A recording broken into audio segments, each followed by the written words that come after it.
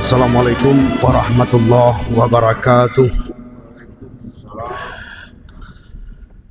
Alhamdulillah.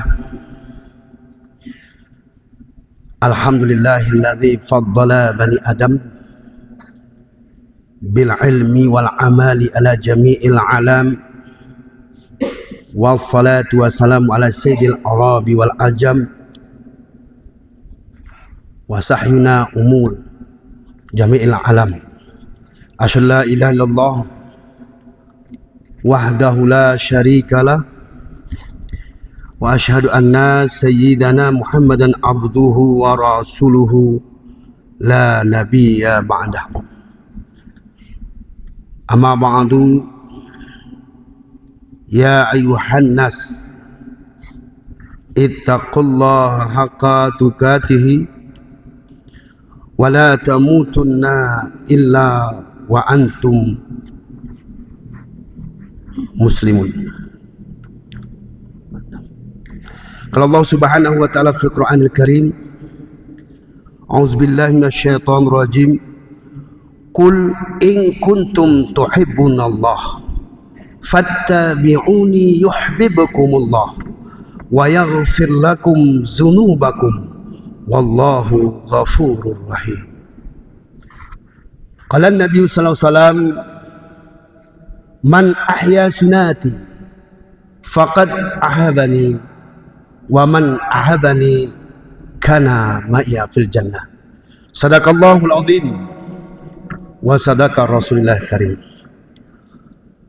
Jamaah subuh yang dimuliakan Allah Subhanahu wa taala dan para pendengar radio RI Takengon dimanapun berada, mari sama-sama kita mengucapkan rasa puji syukur kita kepada Allah Subhanahu wa taala lewat taufik dan hidayahnya, lewat kudrah dan iradahnya, dan kehendak Allah Subhanahu wa taala kita dapat bangun dari mati sementara. Tadi kita ucapkan alhamdulillahilladzi ahyana ba'da ma'atana wa ilaihi nusur. Selanjutnya salawat salam kepada baginda Nabi kita Muhammad sallallahu alaihi wasallam. Semoga kita sebagai umat pengikut setia sampai akhir hayat kita. Jamaah subuh yang dimuliakan Allah SWT, adapun kajian kita pada hari ini yaitu bersumber dari satu kitab namanya Nasihul Ibad. Ketika Siti Aisyah, istri Rasulullah sallallahu alaihi wasallam, sedang menambal ataupun menjahit kain yang robek, jatuhlah jarum dari tangannya.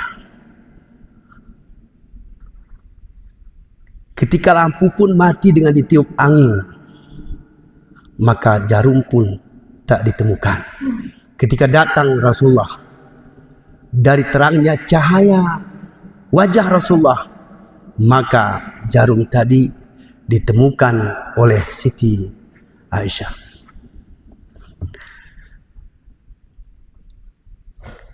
Kata Siti Aisyah, sangat beruntung orang yang melihat wajah Rasulullah. Dijawab oleh Rasulullah, sangat celaka nanti di akhirat.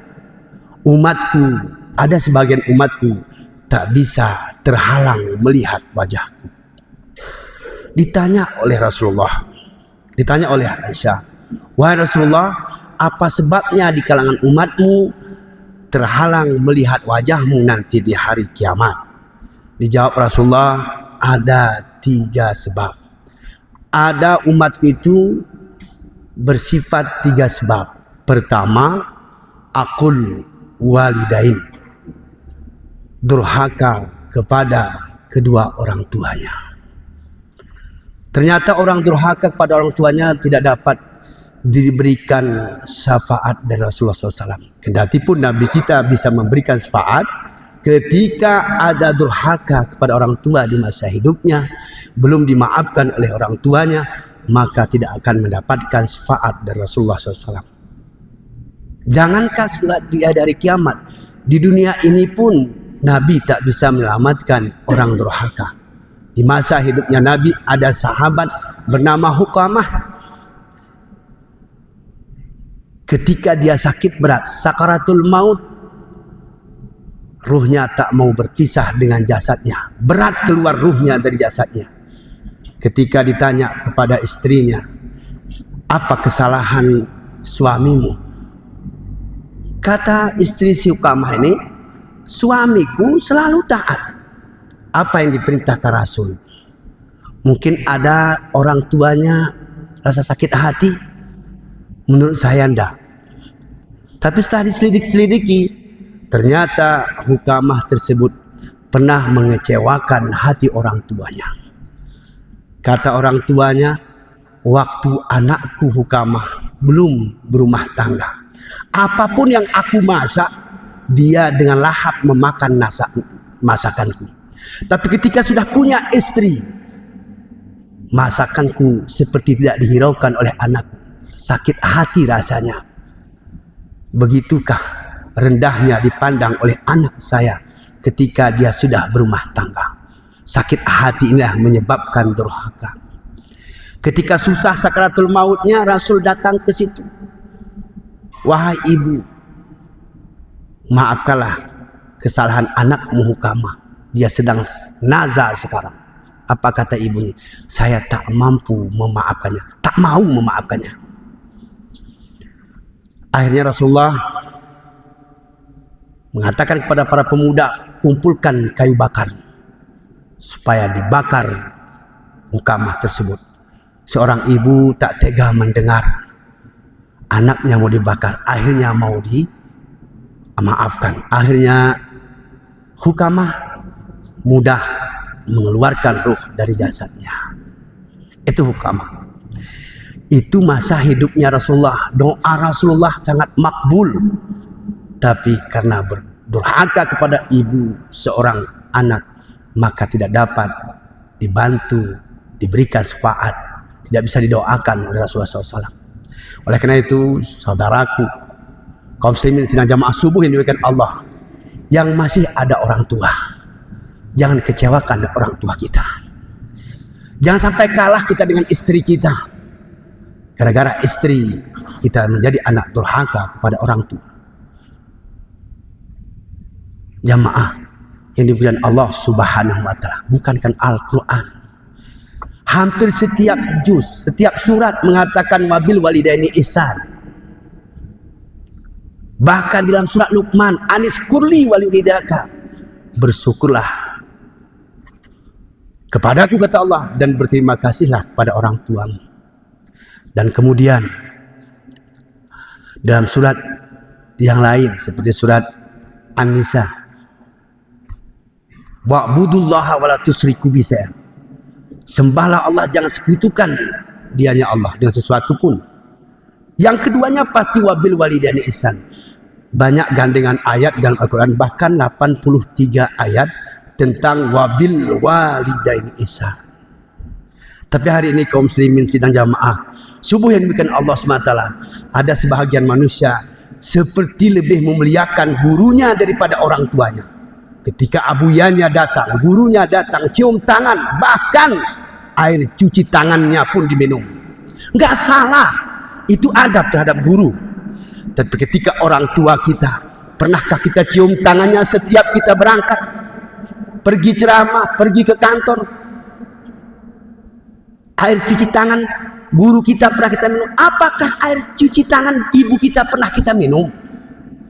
Pertanyaan pada hati kita masing-masing. Kaum muslimin sidang jamaah subuh yang diberikan Allah SWT.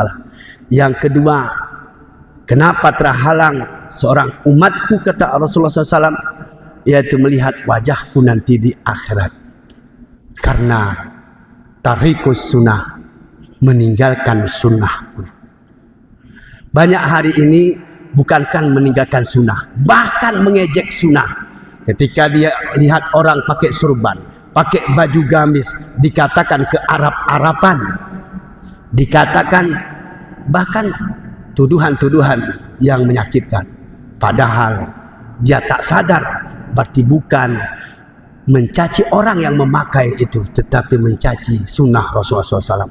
Bukankah Rasulullah katakan, man ahya sunati faqad ahabani wa man ahabani kana fil jannah. Barang siapa menghidupkan sunnahku berarti dia cinta padaku, barang siapa cinta padaku bersama aku nih nanti surga. Apa itu sunnah? Ada sunnah itu terbagi, ada yang wajib, ada yang sunat. Ketika salat wajib berjamaah itu sunanul huda. Kenapa itu sunanul huda? Karena perintahnya ada, Al-Quran memerintahnya, ada juga Rasulullah. Ketika salat berjamaah diperintah Allah dalam surah Ali Imran. Apa kata Allah? Innama ya'muru masajidallah man amana billah wal yaumil akhir. Makmurkan, orang yang memakmurkan masjid adalah orang yang beriman kepada Allah dan kepada hari akhir. Jamaah ini kan Allah Subhanahu wa ta'ala. Ada yang sunnah yang sunat. Tak perlu kita mencaci orang menghidupkan sunnah pakai imamah. Dalam kitab Yanatut Talibin, imamah bahasa kita surban. Kita tak pakai, enggak masalah. Orang memakai jangan kita caci maki. Yang ketiga, kenapa terhalang melihat wajahku kata Rasulullah? Karena dia orang yang paling pelit.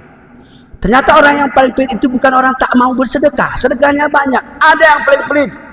Ketika namaku disebut Allahumma salli ala Muhammad, Nabi Muhammad SAW tidak diucapkan oleh pendengarnya sallallahu alaihi wasallam. Maka itu disebut Nabi orang yang pelit. Orang yang ketiga-tiga ini orang tak dapat melihat wajahku nanti di akhir. Ketika tidak bisa melihat wajah Rasulullah, pasti dan pasti dia tidak akan bau surga. Kaum muslimin sidang jamaah subuh yang dimuliakan Allah Subhanahu. Oleh karena itu adab ataupun akhlak diajarkan para guru-guru kita di pesantren. Ketika mendengar ucapan Nabi Muhammad SAW diucapkan sallallahu alaihi wasallam, ketika mendengar ucapan nama sahabat radhiyallahu anhu, ketika mengucapkan Allah Subhanahu wa taala kita ucapkan Subhanahu wa taala. Ini kadang-kadang Allah hatinya tak bergetar, enggak menyambung dengan orang yang ngomong. Tapi orang yang hebat imannya, ketika diucapkan Allah pasti hatinya nyambung, lisannya pun bergerak Allah Subhanahu wa taala. Ketika diucapkan orang yang saleh, dia ucapkan rahmatullah alaih. Inilah adab, inilah akhlak yang diajarkan, yang dicontohkan para sahabat, para guru kita, para ulama-ulama kita terdahulu. Barangkali yang dapat saya sampaikan, mohon maaf saya kekurangan. Terima kasih atas segala perhatian. Billahi taufik wal hidayah. Assalamualaikum warahmatullahi wabarakatuh.